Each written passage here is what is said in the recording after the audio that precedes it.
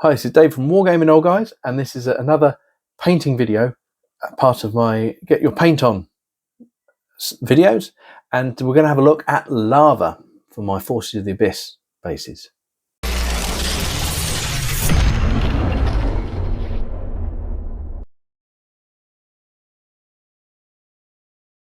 These are my Abyssal Horsemen. I think, oh gosh, that one's a bit bent. I need to get some hot water on that. So these are PVC models from Mantic. They're not the best models, but they're really easy to paint. I found out literally today that the horses are the same as the Basilean ones. It's just the riders that are different. Anyway,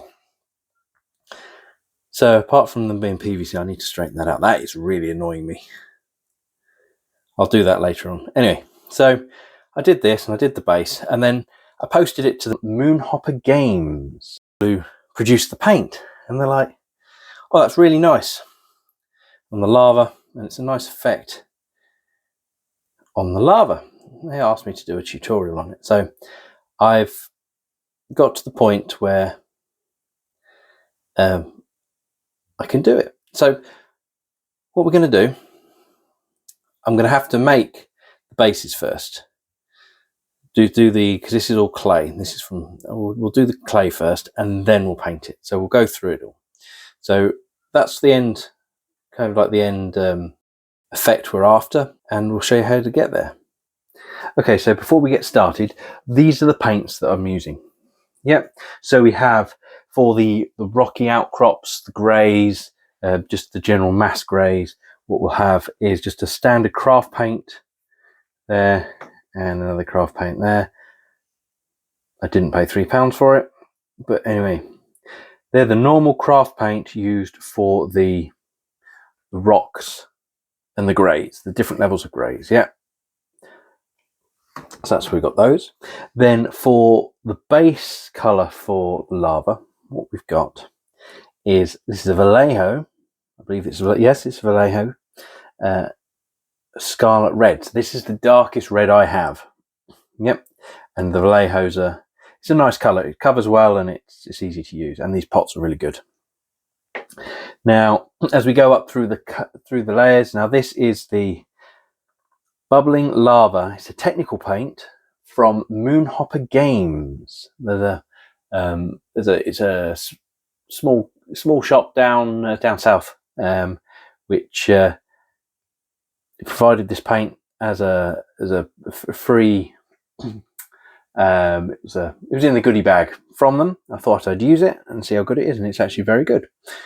But to get the tones, I mix it with so I mix it with the red and I mix it with the white to get the different tones. So that is their lava technical paint. It's quite good.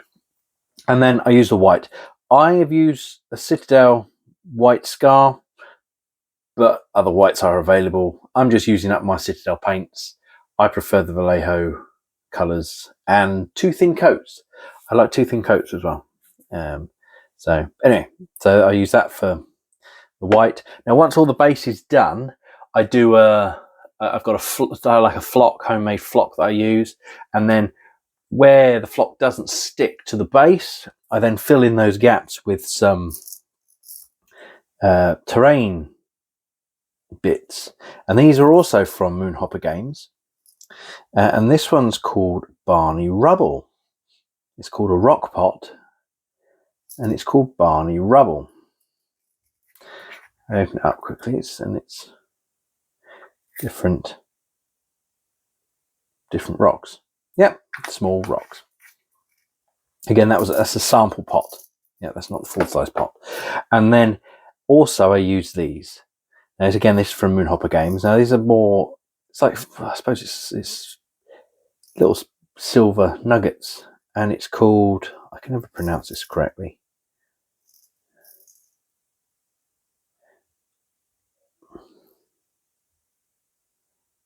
Argentumite, Argentumite. Is that an F or a T? Anyway, that's what it's called. Right there, that's what it's called. It's a rock pot from Moonhopper Games, and it's the silver nuggets. And like I say, I use those on the bases.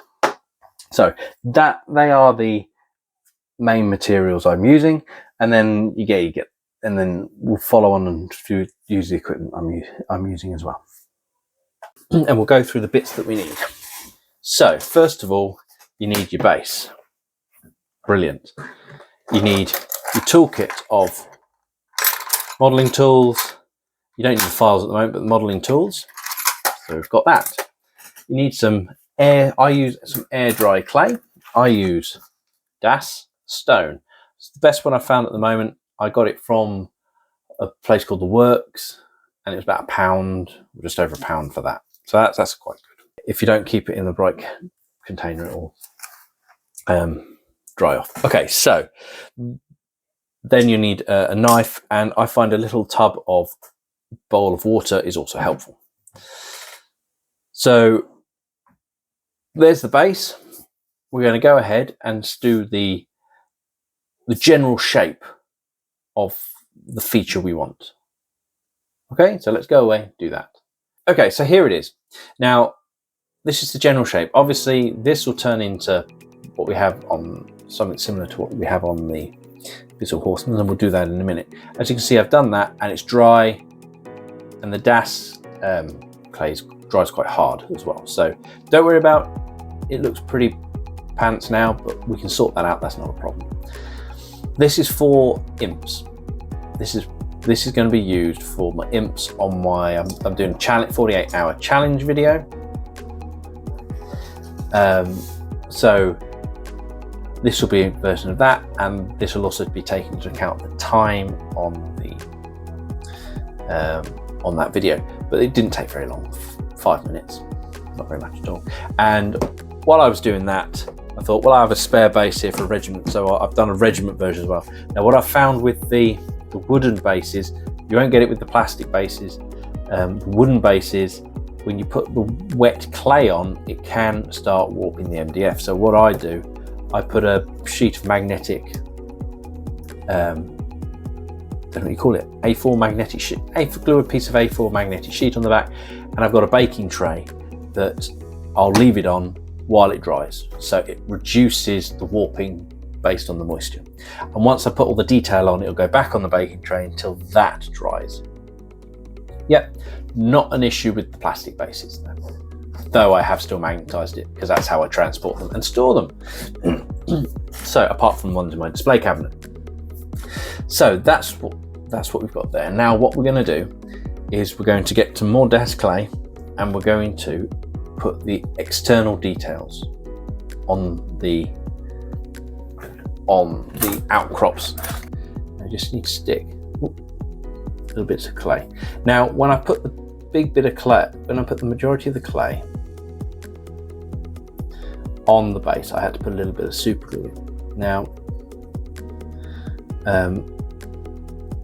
with just so it sticks to the plastic. Now, with this bit, you don't need to do that because the clay will stick to the rest of the clay. Now what you want to do is get rough shape first, rough neat shape first, because what the finish of the first lot of clay was quite shocking. It was very, very rough.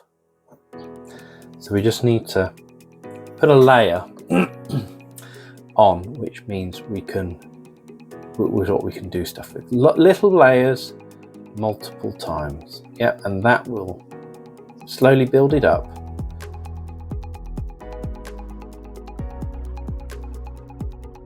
Use water if you like, but don't make it too wet because it will go very, very runny.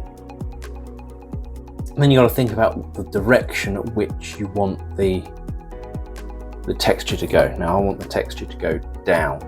So then you just add a few lines and just keep going. Just add them in as you want, using different surfaces of your tool if you want them. And they not all the bits don't always have to go all the way to the top or all the way to the bottom. And with the bridge, I try and get a reasonable point on it. Anyway, I'm going to go away and do this, and then we'll get back get back to you and show you how it is when I'm close to the end. Okay?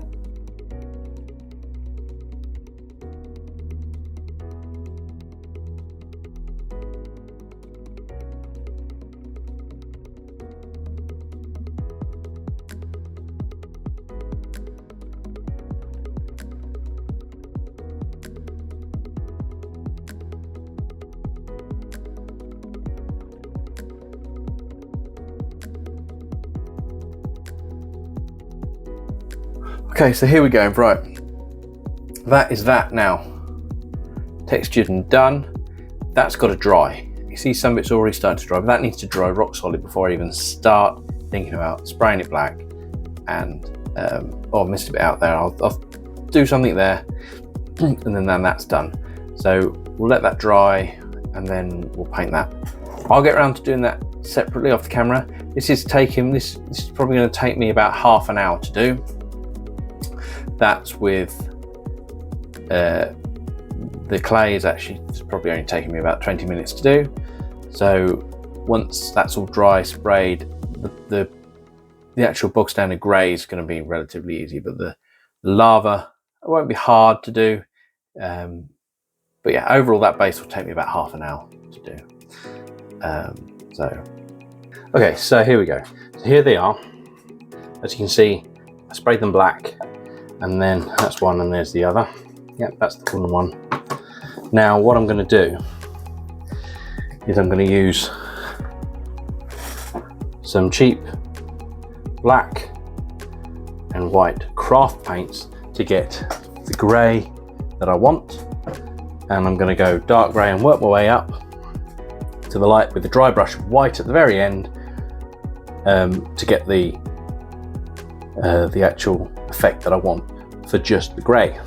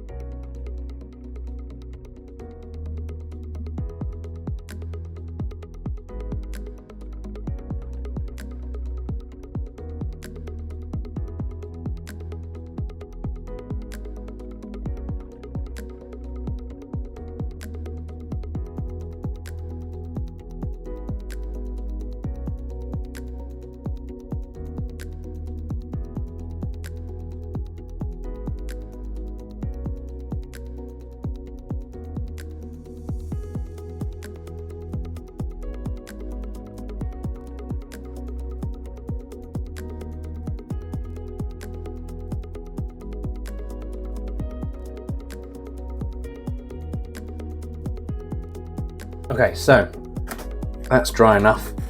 You see that? All the dark grey. So you need to get I use one of my old dry brushes. Just want it slightly lighter. Remember, depending on how wet your paint is already on here, you need slightly lighter, because there's already paint on there which you'll mix with. Yeah, don't be too gentle, because this isn't the final dry brush. Probably end up doing about 3 or 4 different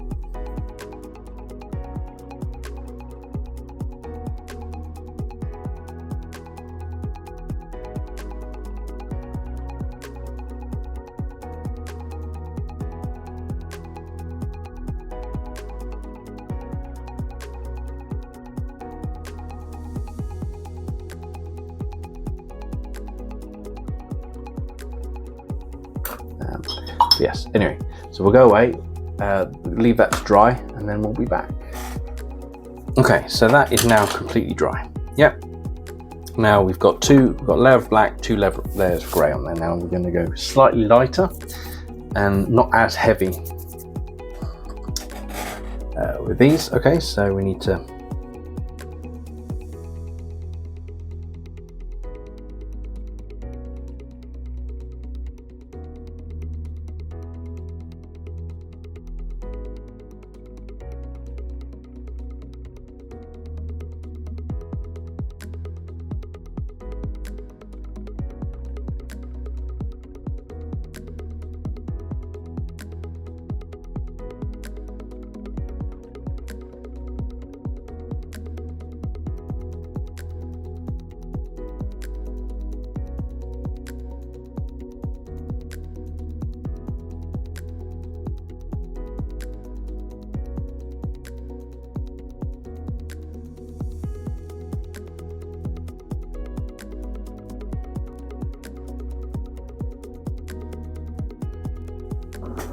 Okay, so that's them. Now that should dry very quickly because it is a very thin layer of paint. So what we're going to do now is go slightly lighter, but we're not going to go white just yet.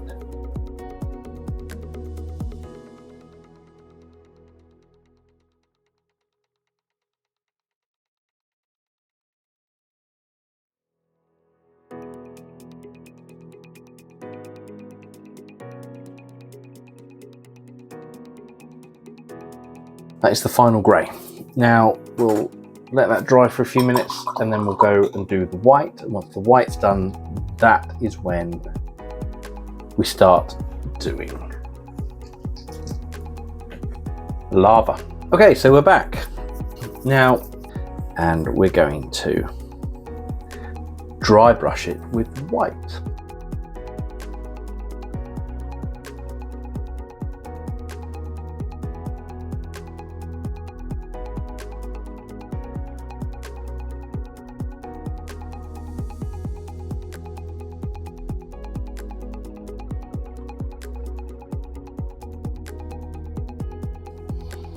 There you go, and that is all of the greys and the whites done.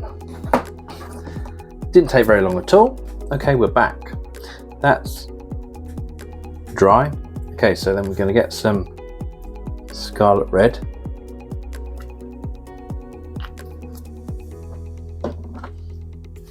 A paintbrush. And we're going to go over all the bits that we think lava's going to come out. So we've got some from there. Doesn't matter if you get it everywhere either, because it's going to be hot. So the lava's going to be hot, and you're going to think the surrounding walls are going to be warm. So it's going to be reflecting onto the heat's going to be reflecting onto the walls, and the red colour will be reflecting onto the walls as well. Now this is the point you need to make your mind up about what bits are going to be sticking up out of the lava. Yeah, because we've got a bit of rock there. I want to have a few bits sticking up out of the rock, out of the lava, sorry.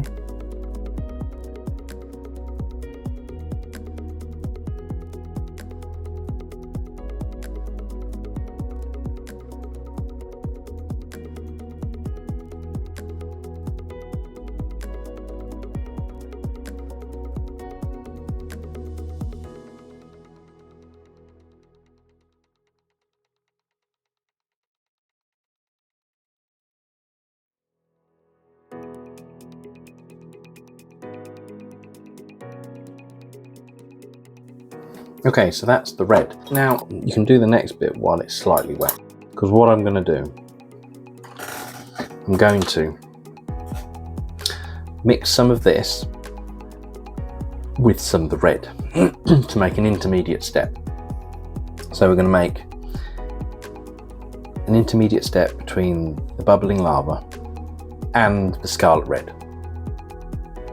Then we're going to do a pure bubbling lava, and then we're going to do one with white over the top. Okay, what I'm going to do, don't be too scared, just dollop it on. Yep, don't cover all the dark red.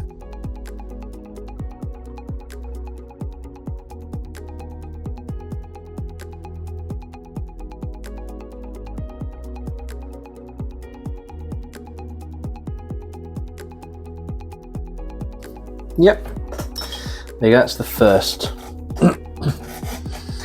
Now we're going to leave that to dry, not completely, just a bit. And then we'll be doing the bubbling lava pit. Okay, we're back. And that's dried enough. So what we're going to do, we're going to use some bubbling lava straight from the pot. That should be enough for the moment. We can always put more out. So we're going to start with this one. You're going to concentrate more on the center, and again, don't be too sparse with it. You follow the flow that you think the lava's going to take. If you think it's going to need some thicker, put more on. And in the standing areas, I would put a thicker layer on. It does dry slightly darker, and remember, you can always go put more back, go back and put more on. Now that has to be completely dried before you put the white on, so I'm going to let that dry and then we'll get on and finish doing what we're doing. Okay, so now we've come back and we've got, see, you've got the grey and then you've got the lava in the middle. There you go, you've got the lava coming down there.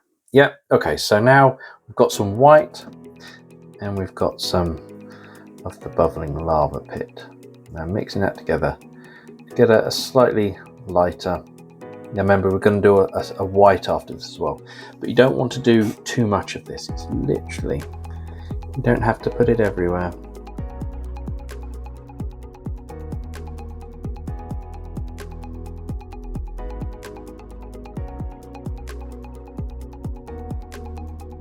Now for the last bit, just a bit of white. Now I'm using white Scar for this. Put on a different base to palette it up. And I'd probably recommend you water it down slightly more than you normally do, but not too much. And then just a little bit highlighting where you think the hottest parts would be. I wouldn't go nuts.